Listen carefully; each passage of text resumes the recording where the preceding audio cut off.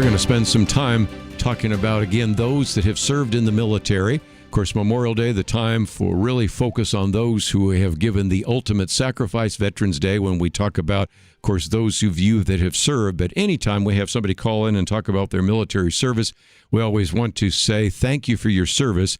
But I do want to focus some time and attention on those who are behind those in the military. In particular, I think you will really appreciate this new book.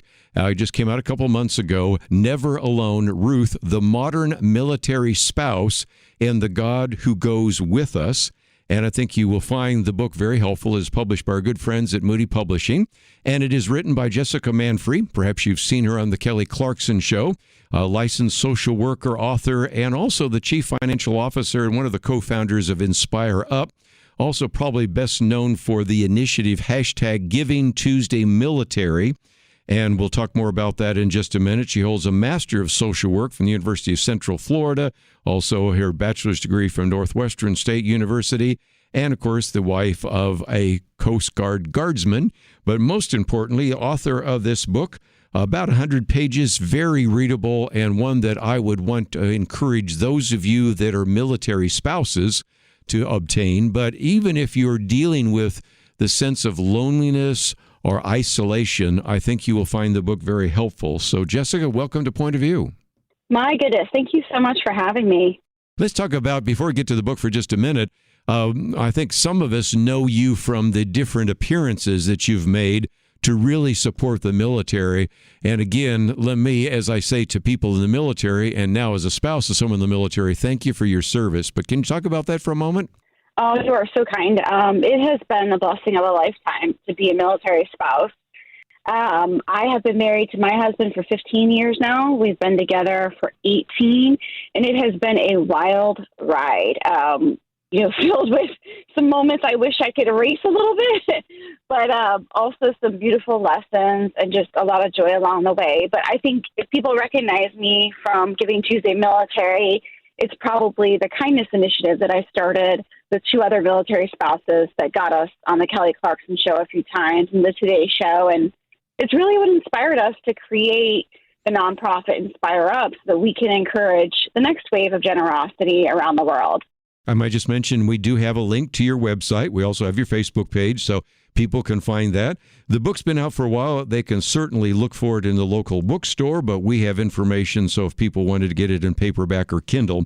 But let's get to how difficult it is to be a military spouse. And as you were struggling through that, you came back to the book of Ruth. And I, until your book came to my desk, had never thought about taking Ruth and Naomi and using those particular passages to encourage people that are dealing with loneliness, especially those that you have been dealing with, including yourself in the military. Talk about that kind of epiphany that came upon you one time. Well, when I was sitting down to write the book, I knew that I was going to write about loneliness. It was a subject that's been on my heart for a while. It's something that as a military community, we have kind of weathered through. And then when I watched the world do it, with the isolation of the shutdowns during the pandemic, I just knew that was going to be the topic. I knew that I was going to share my own struggles and stories and kind of infuse my clinical knowledge because I am a practicing therapist. But the scripture part, it was literally me, my Bible, and a cup of coffee trying to hide from my children. And no, not even joking. And I went to Ruth. Ruth has always been one of my favorite books of the Bible. And there was something about reading the words, where you go, I go, that it hit me. Like that is our story, when all is lost, when it seems like the challenge is just too much. We hold steadfast to our service member, to our commitment, as patriots of this country, to serve in the wings, if you will. And I don't know, there was just such beautiful parallel and lessons in Ruth, and I could not use that.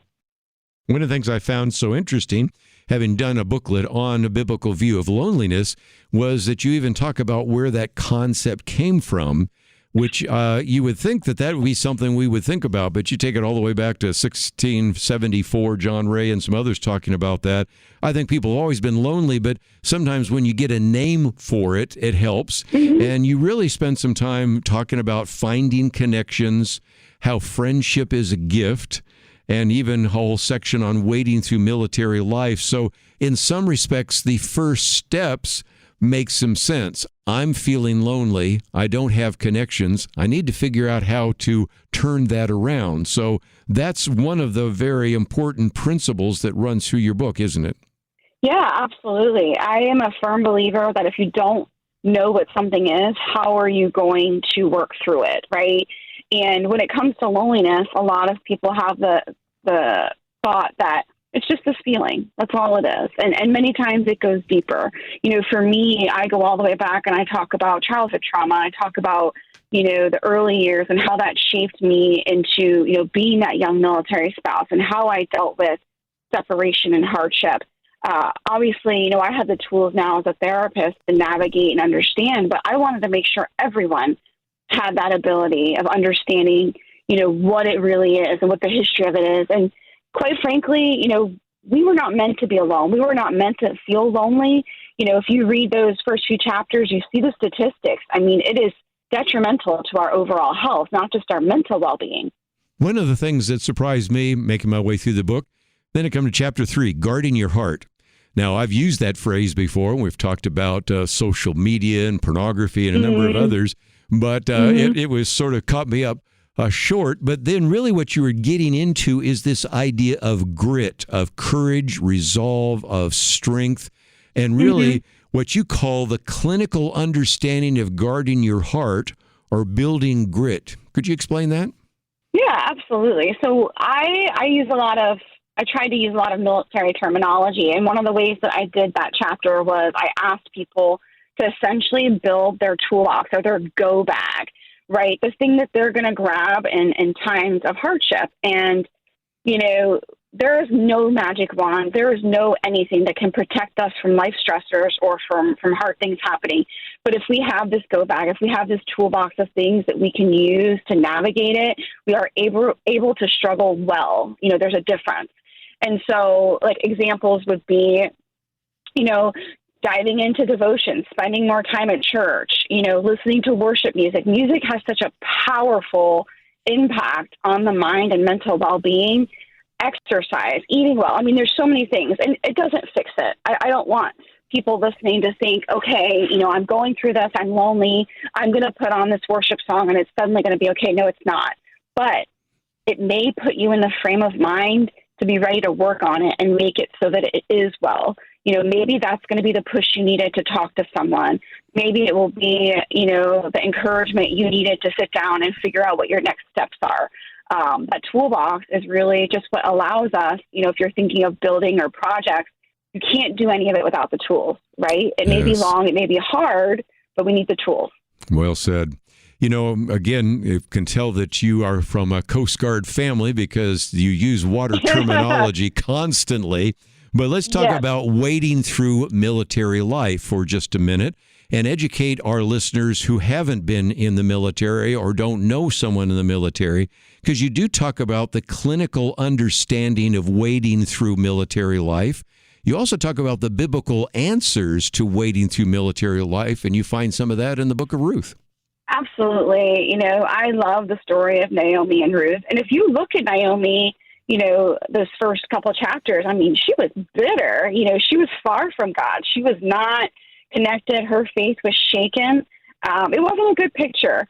And, when we think about, okay, how do we navigate hard times? And when I think about military life, that's where I go. You cannot, if you are stuck in an undercurrent, there are certain things that you have to do to save yourself, right? And you can't do it by furiously, fighting these waves. You're going to tire yourself out, and you're going to, there's just not good repercussions from that, right? So they teach you how to navigate that. And I guess I wanted to infuse that on life, slowly but surely, slow is fast and fast is slow is something that I say often. I think in today's society, we want this instant gratification and this instant fix, and it's not always that way.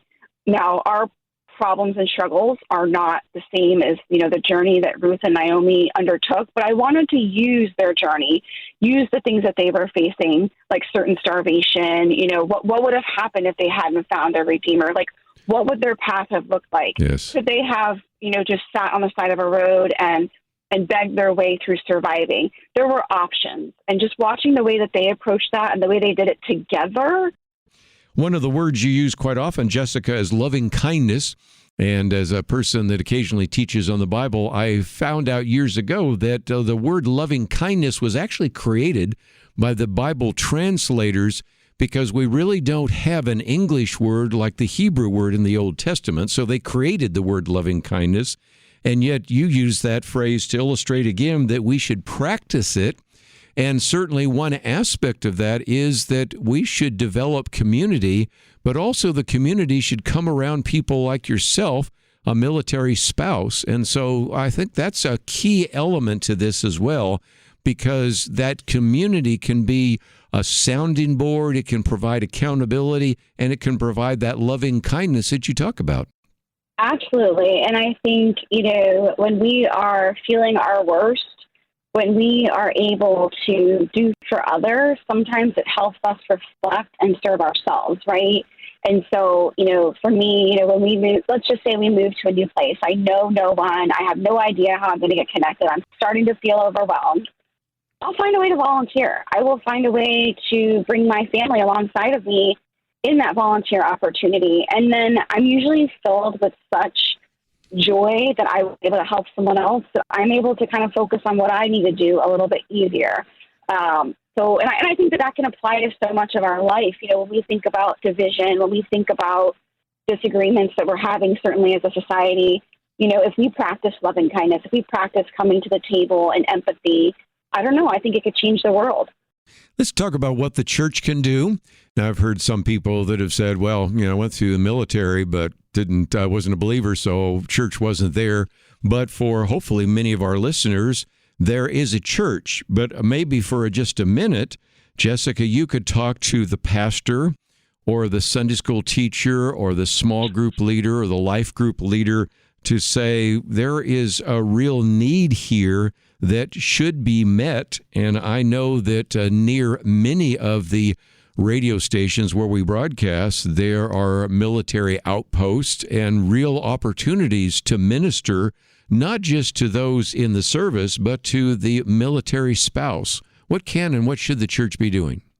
I would say to be truly, when you step into these conversations, don't just be welcoming, actually be seeking out and wanting, these families, these spouses. And it just means essentially not to be superficial. We get busy. Hello, how are you? Really mean it. Ask how they are. If their service member's not there, are they deployed? Is there a way that you can show up for them, by holding their baby, by surprising them with coffee? Maybe they haven't cut their lawn in a month and they're drowning in laundry because they just can't. I would say being, truly, truly welcoming when you say you welcome us into the church. And I've been all over the country at this point. I've had really great experiences at churches, and then I've had experiences where I simply felt like I was helping warm the room. And that's not a dig. It's just the reality of how I felt. And when you think about opportunity to spread the gospel, we are traveling all over this globe. And so there's a double opportunity. One, to connect with someone and change a life. Maybe they desperately needed those words or that thing or that hug from you. But then number two, you're going to help us continue to spread that message. We're going to lead, Bible studies. We're going to do stuff at our next space. We're going to bring people deeper into faith. And it's just a full circle. Let's, if we can, talk about some of the resources that are available on your website. First of all, it's jessicamanfre.com, and it's MANFRE. Don't even have to remember that. Just go to the website, pointofview.net, which we have all that material. We have the link there as well. First of all, you did mention that you travel around, so the first button is contact. There's an opportunity if somebody wanted you to come and do a ministry to military spouse, or even just have an outreach to talk about loneliness and talk about your book. I believe that you are available for some of those venues, aren't you? Absolutely. I love people. I love talking with people. I've had the opportunity to travel a bit when the book first came out, and it was just such a fun experience to connect. I'm always happy to do that. Let's talk about some of the other resources, because you have Brave Women, Strong Faith, as well as the AmeriForce Media, We Are the Mighty, Military Spouse Magazine, and a variety of others. This may be news to individuals to know there are some other ways to really minister to those people that have been in the military. Absolutely. So before I wrote this book, and even still now today, the heart and soul of what I love doing, other than being a therapist, is to tell other people's stories and sit down and hear, what they're walking through and share that. And so if you go to any of those links, you can see a number of interviews I've done with people or topics that I've written on. And some of them are hard, like emotional abuse, physical abuse. Like, there are some pain points in our life that aren't always easy to read, but it will definitely give you a full picture. And again, that one, Brave Women, Strong Faith, actually the foreword by Carol Kent has been on the program with us, and just kind of a who's who of individuals, including you, that have actually written about that. So some great resources there as well. Mm-hmm. And then also, you, of course, have a blog. If somebody would like to join with you there, you have from time to time actually given a little bit of a behind the scenes. So how can people connect up with you in that way? I would love to hear from anyone. If they go simply to contact, it will come right to my email. I will write you back. I write everybody back. I've had folks reach out to me on Facebook, on Instagram. There isn't a message that I won't respond to. And the other thing that I would encourage folks is that this definitely gives you a window or a look behind the curtain of military life. But I wrote this for everyone. I think we all have our own journey and have experienced loneliness at one time or another and can relate to a lot of the themes that I cover in this book. And I think it's just a gentle reminder that we are not alone. There's a community rallying around you, and God goes with us. Well, again, book is entitled Never Alone, Ruth, the Modern Military Spouse, and the God Who Goes With Us. Jessica Manfre has been with us. Jessica, thank you so very much. It was a pleasure. Thank you so much for having me. If you find yourself today saying, I would like to find some of the material that you've been talking about, every one of those articles can be found. Go to the website. There's a blue button that says See More. You'll find all the links there, including, of course, the book by Jessica. If you find yourself saying, I know somebody in the military that needs to know about that, I'd like to pass it on to them, you can send the podcast to that individual and maybe know about this book and know that there are some great resources to support those in the military. So we want to be there for you. Thanks for joining us. And I hope you, again, I've appreciated all that we've talked about today right here on Point of View.